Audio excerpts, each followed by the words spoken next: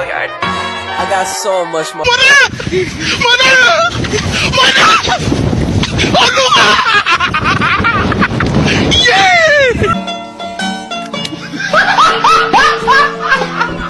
Are you ready, kids? Aye, aye, Captain! I can't hear you. Aye, aye, Captain! Oh!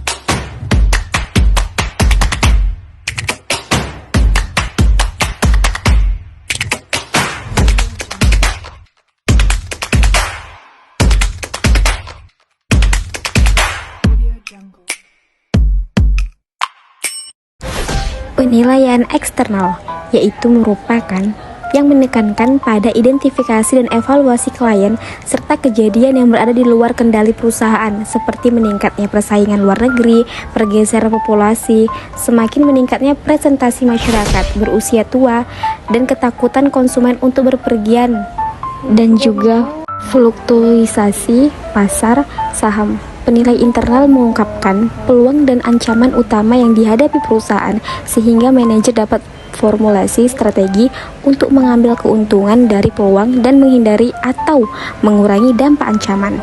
Nah, selanjutnya kita membahas tentang tujuan. Nah, kenapa sih perusahaan harus menganalisa penilaian eksternal? Tujuannya itu untuk mengembangkan sebuah daftar dari peluang yang dapat menguntungkan sebuah perusahaan serta ancaman yang harus dihindari, mengidentifikasi kesempatan dan ancaman yang ada dalam lingkungan sekarang dan antisipasi perubahan lingkungan di masa yang akan datang. Contohnya itu seperti eksistensi Nokia yang mulai redup karena tidak mengikuti tren pada saat ini. Selanjutnya kita membahas kekuatan eksternal.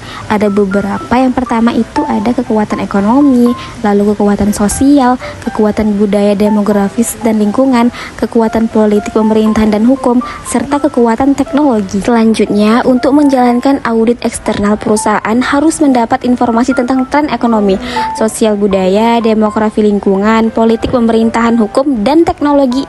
Individu dapat diminta untuk memonitor berbagai sumber informasi seperti majalah jurnal perdagangan dan koran utama internet media.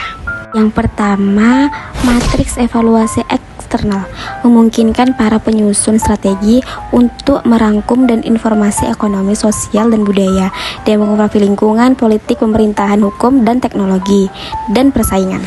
Yang kedua, matriks profil kompetitif mengidentifikasi pesaing utama perusahaan serta kekuatan dengan kelemahan mereka dalam hubungannya dengan posisi strategi dari perusahaan.